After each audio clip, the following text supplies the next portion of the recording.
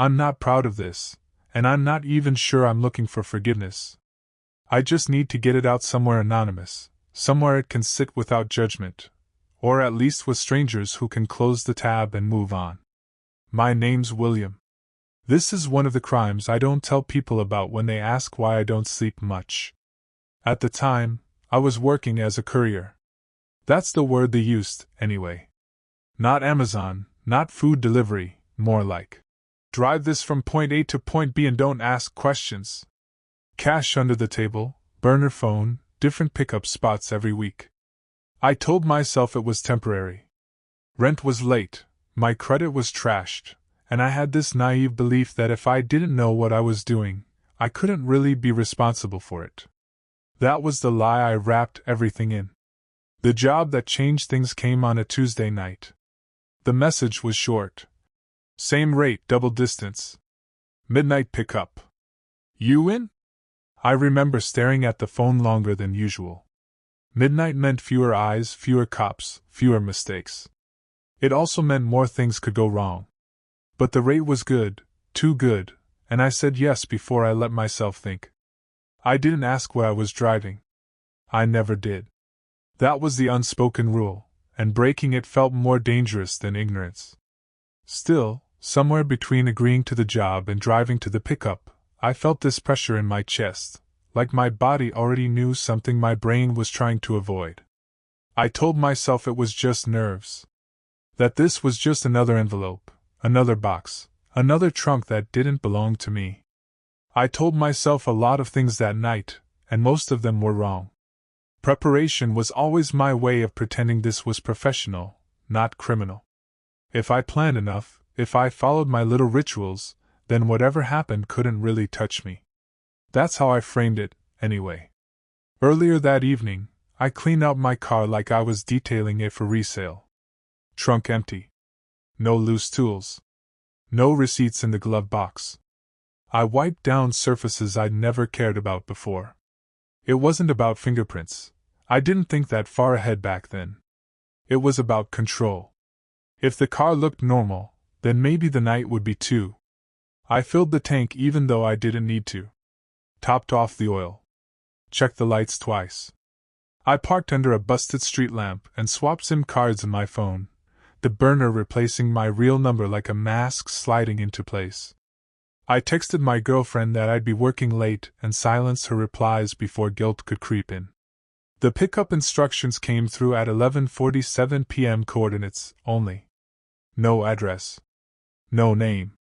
Same as usual, but my stomach still tightened when I saw how far out it was, industrial outskirts, dead zones where the city forgot itself. I put on gloves, then took them off, then put them back on again, annoyed at myself for the hesitation. I rehearsed the rules in my head while driving. Don't open anything you're given. Don't stop unless the car brakes. If pulled over, you're lost, tired, and stupid, not scared. I remember thinking, if this goes smoothly, I'll quit after this one. That's another lie people like me tell ourselves. There's always one more job that's supposed to be the last. By the time I turned onto the access road leading to the pickup point, my hands were steady, but my jaw hurt from how hard I'd been clenching it. Whatever I was about to drive, I could feel it already, like the night itself was holding its breath.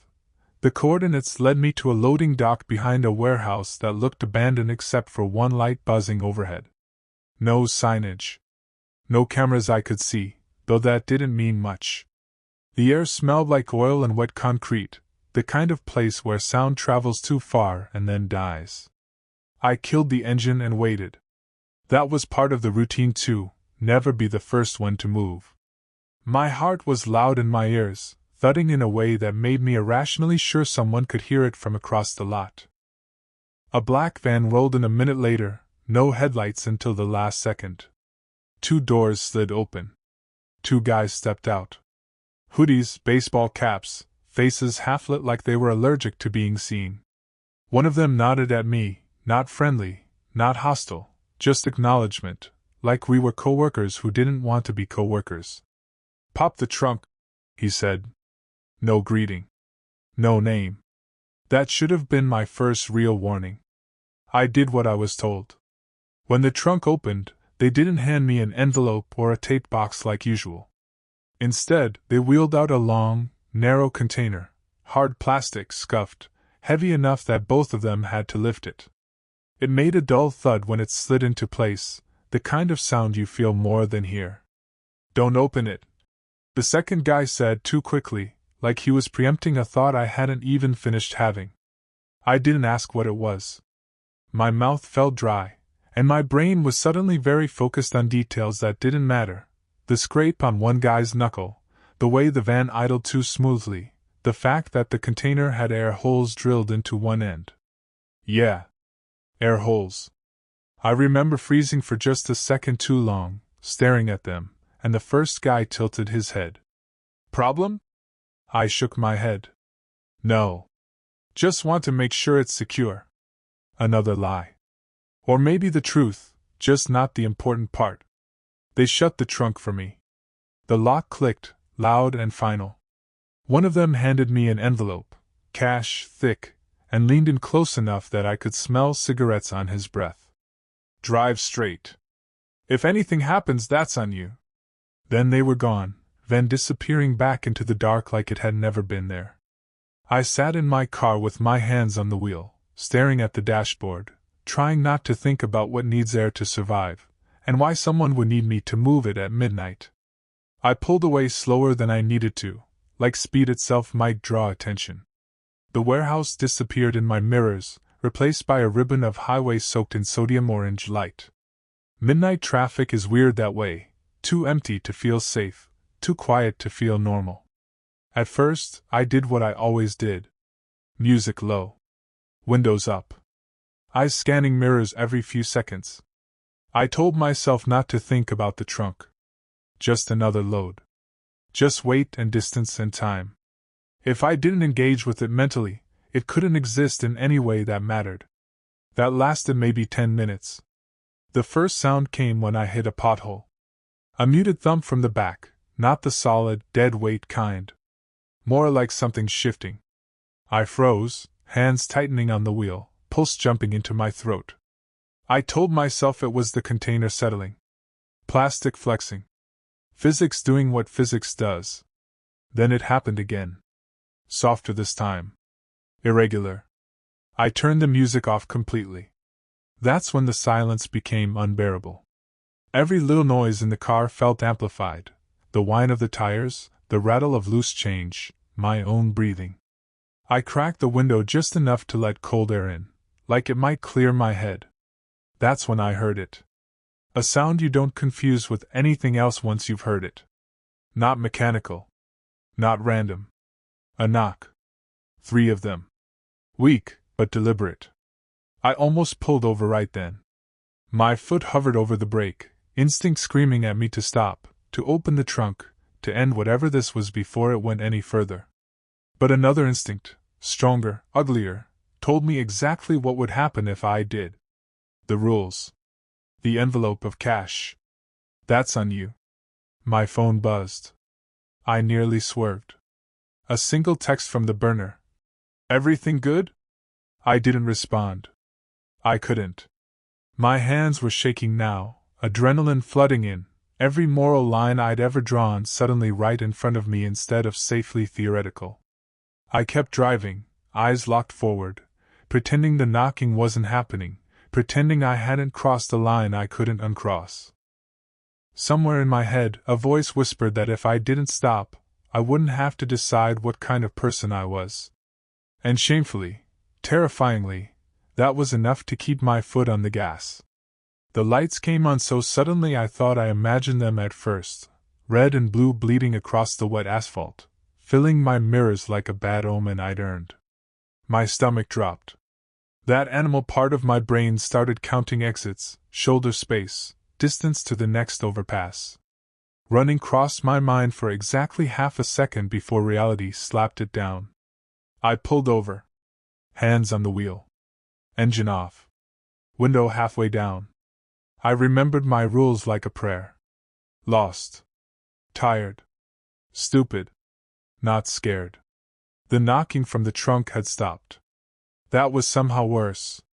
The officer took his time approaching, flashlight cutting through the interior, lingering on my face, the back seat, the empty coffee cup in the holder. I focused on breathing slowly, evenly, like I was trying to convince both of us this was a normal stop. "Evening," he said. "You know why I pulled you over?" I shook my head. My voice came out steadier than I expected. "No, sir. License plate lights out. Minor thing." He paused. "Where you headed this late?" I gave him the answer I'd practiced 100 times in my head. "Coming back from a delivery. I'm a courier." He raised an eyebrow. "Courier. Medical supplies," I added too quickly. The lie landed awkwardly, like a wrong note. He shined the light toward the trunk. My pulse spiked so hard I felt dizzy. I could picture it vividly, the container, the air holes, whatever or whoever was inside holding their breath the way I was. "Mind if I take a look in the back?" he asked. This was the moment. The fork in the road where everything splits into before and after. I thought about the cash. The guys at the warehouse. The text asking if everything was good. I thought about how explaining any of this would sound insane even if I told the truth. "I'd rather not," I said carefully. "Company policy. It's sealed cargo." He studied me for a long second. Rain ticked against the roof. Somewhere behind us, a car whooshed past, oblivious. I was painfully aware of how thin the line was between inconvenience and catastrophe. Finally, he sighed. "I'll write you up for the light. Get it fixed." Relief hit me so hard my knees felt weak. He handed back my license, tapped the roof twice, and walked away. When the cruiser pulled off and the lights vanished into the dark, I sat there longer than necessary, forehead resting against the steering wheel. The knocking didn't start again right away. And that silence, that was when I knew there was no version of this where I could still pretend I hadn't done something unforgivable. I didn't pull back onto the highway right away. I took the first exit after the stop and rolled into an abandoned rest area, the kind with flickering lights and vending machines that had been empty since the early 2000s. I parked crooked across 2 spaces and just sat there, engine ticking as it cooled. I sat there longer than I want to admit, hands gripping the wheel like it was the only solid thing left in my life. My brain kept replaying the traffic stop on a loop. "Mind if I take a look?" And every version ended with the trunk opening. With shouting. With handcuffs. With something screaming. That's when I heard it again. Not knocking this time. Scratching. Soft, uneven, like fingernails dragging across plastic. I felt my throat tighten, a hot wave of panic rising up so fast it made my vision blur. Whatever was in the trunk was still alive, still aware enough to try. That realization landed heavier than anything else that night. I wasn't just moving contraband. I was transporting suffering. I got out of the car before I could talk myself out of it. The air was cold and damp, smelled like old rain and rust. Every step toward the back of the car felt illegal in a way that had nothing to do with the law. I stood there, hand hovering over the trunk latch, heart pounding so hard I was sure it would give me away. "I can't," I whispered to no one. "If I opened it, I'd be responsible for what I saw. If I didn't, I already was." That's the part people don't tell you about these choices. You don't avoid guilt by doing nothing. You just stretch it out. My phone buzzed again. "You stopped. Why?" I stared at the screen, anger flaring hot and sudden. At them. At myself. At how trapped I felt by a job I'd agreed to for money I'd already mentally spent. I typed back. "Car trouble. Back on the road now." Another lie, stacked neatly on top of the others. The scratching stopped. Or maybe I just couldn't hear it over my own pulse. I got back in the car and drove. Faster this time. Less careful. Like if I reached the drop-off quickly enough, the whole thing would end before my nerve completely shattered. But something inside me had already cracked, and I knew, even then, that whatever came next was going to finish the job. The drop-off point was near the port, all chain-link fences and sodium lights that made everything look sickly yellow. I recognized the area from a previous run, which somehow made it worse. Familiarity gave my fears something solid to cling to.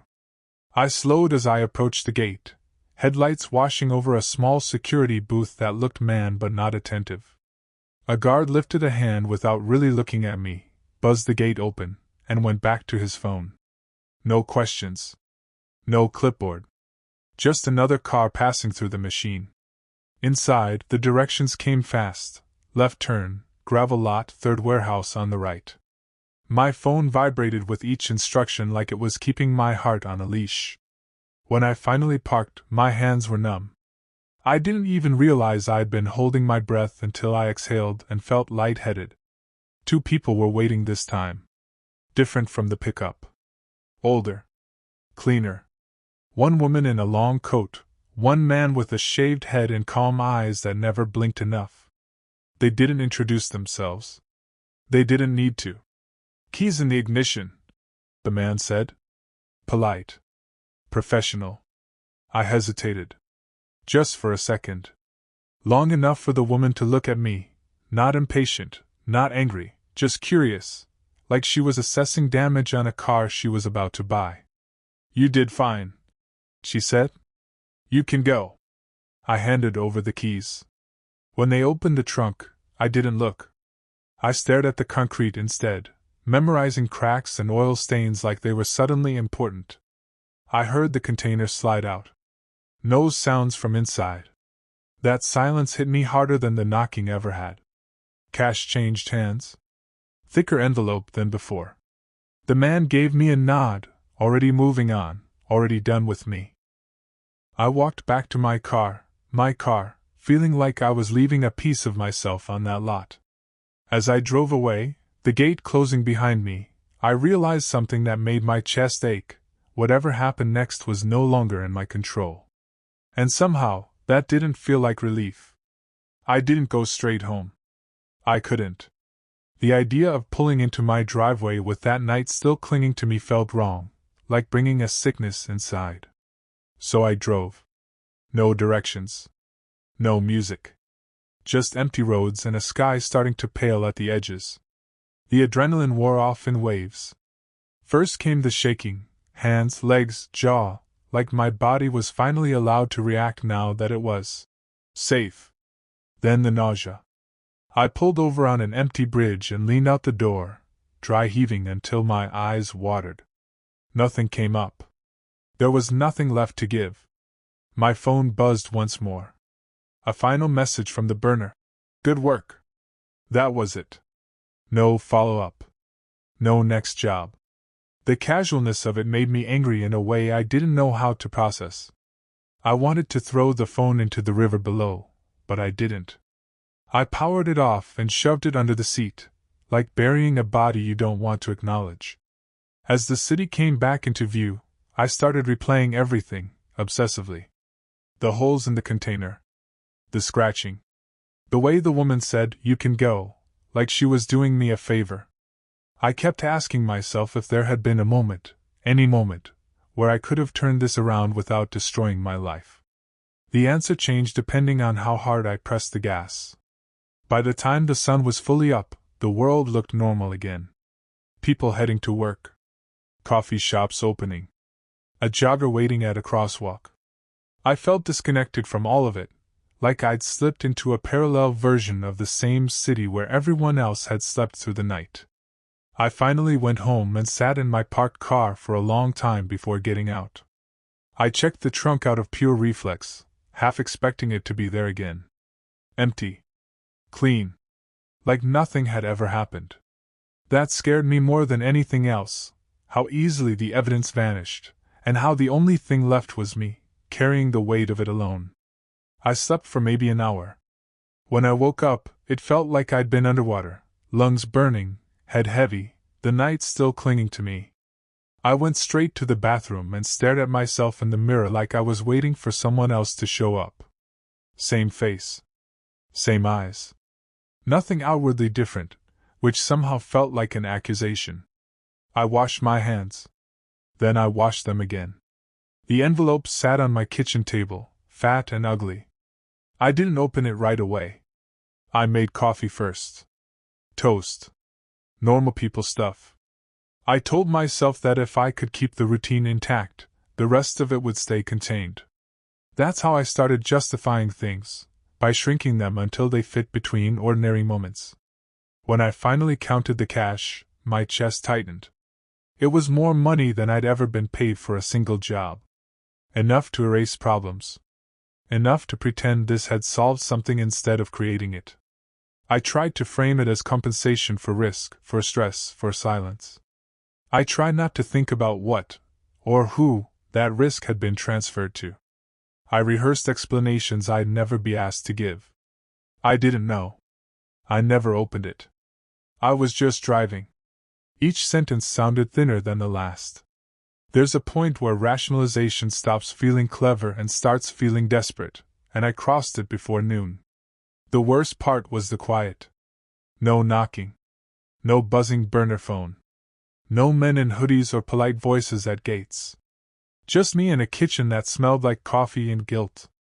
I kept expecting a delayed consequence, sirens, a knock at the door, something to make this feel proportional. Nothing came. That's when it hit me. Getting away with it wasn't relief. It was a sentence. The news came on by accident. I'd left the TV running for noise, some morning show smiling its way through weather and traffic, when the anchor's tone shifted, just a notch, but enough that my spine went rigid. They didn't say much. Authorities are investigating an incident connected to the Port District overnight. No details. No names. A blurry shot of police tape flapping in the wind. That was it.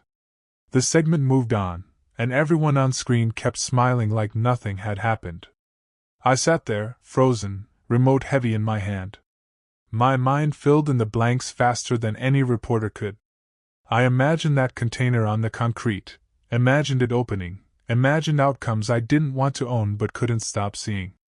Every possible ending felt like it had my fingerprints on it, even if no one else would ever know. My phone buzzed, my real phone this time, and I nearly dropped it. It was my girlfriend asking why I'd been so quiet. I typed and erased 3 different replies before settling on something bland. Long night. Just tired. I hated how easy it was to lie now, how natural it felt, like a muscle I'd accidentally trained. A knock came at the door mid-afternoon.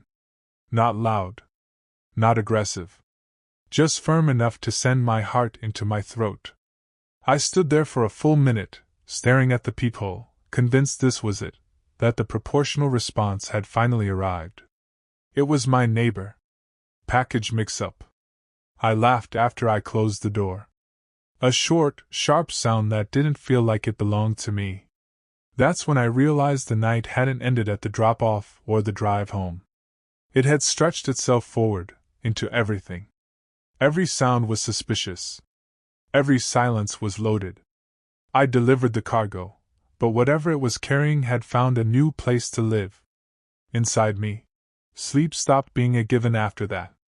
Nights turned into these long audits where my brain insisted on itemizing everything I'd done wrong. Not just that job, everything leading up to it. Every time I'd taken cash, no questions asked. Every moment I'd chosen convenience over conscience and called it pragmatism. I'd lie there staring at the ceiling while the city hummed outside, headlights crawling across the walls like slow insects. Any sound, a car door, footsteps in the hall, the elevator ding, made my chest tighten. I kept my phone face down but within reach, like it might ring with either absolution or ruin. It did neither. I tried to justify it again, quieter this time. I didn't hurt anyone. That sentence never finished itself anymore. It didn't need to. During the day I functioned on autopilot. Work emails.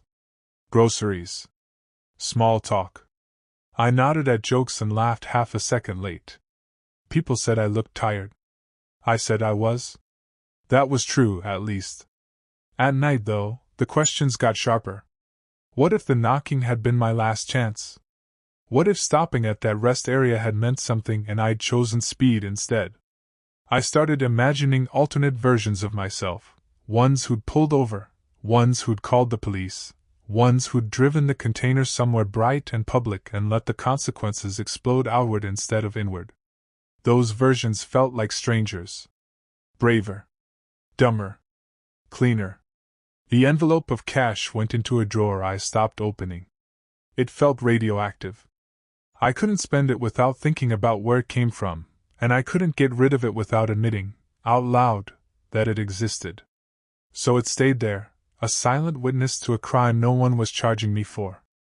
That's when I understood something I hadn't before. Punishment doesn't always come with handcuffs. Sometimes it shows up as a mirror you can't stop looking into, even when you hate what's staring back. About a week later, I did something stupid that I still can't fully explain.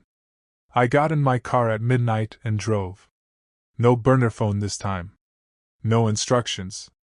Just me in the quiet, rolling through streets I knew too well. I told myself I was just clearing my head, but I kept drifting toward the same parts of the city, the industrial edges, the places that don't ask questions because they don't want answers. I pulled into a parking garage near the port and sat there with the engine running, exhaust echoing off concrete. For a few minutes, I convinced myself I was going to do something dramatic. Walk into a police station. Tell someone everything. Drop the cash on a desk and let the consequences land where they landed. Instead, I just sat. I imagined trying to explain it out loud.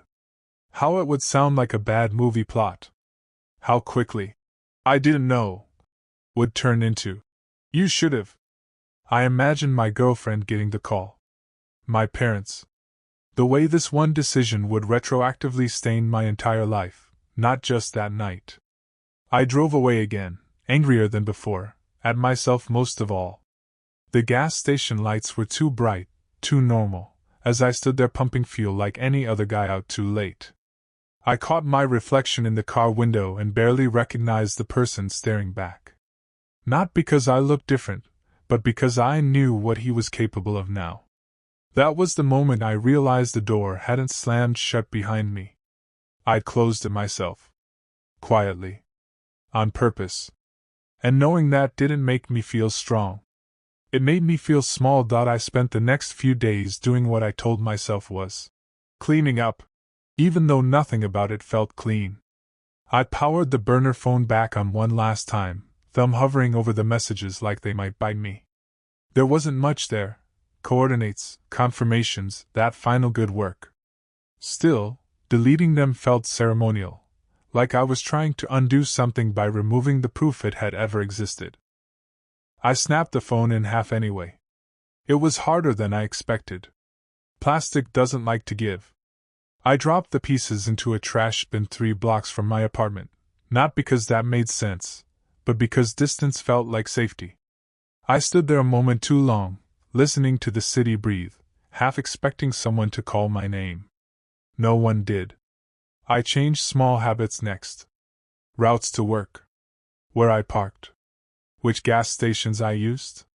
It was subtle enough that no one noticed, but intentional enough that I did. Every change was a quiet admission that I was afraid, even if I refused to say of what. The law. Them. Myself. Take your pick.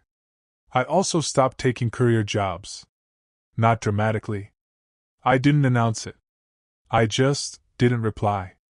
Messages came in for a while, same vague offers, same easy money, and each time I ignored them, I felt a strange mix of relief and loss.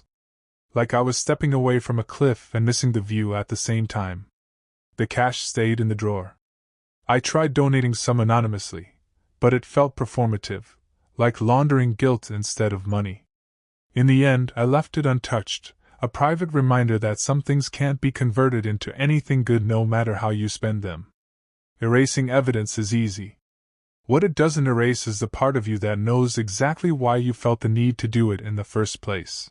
Time did what time always does. It moved on without asking my permission. Weeks turned into months. Nothing came crashing down. No late-night knocks. No charges. No faces from the warehouse reappearing in my life. From the outside, it probably looked like I'd gotten away with it. Inside was a different story. Certain things stuck. I couldn't drive past industrial areas without my shoulders tightening. Any rhythmic sound, pipes knocking, a neighbor moving furniture, sent my heart racing before my brain could catch up. I started flinching at my own thoughts. The memories didn't fade, they dulled, like a knife that still cuts if you press hard enough. I tried therapy. I danced around the truth so carefully it felt like another crime. We talked about anxiety, about stress, about a job that went bad. Every session ended with me thinking next time, and every next time ended the same way.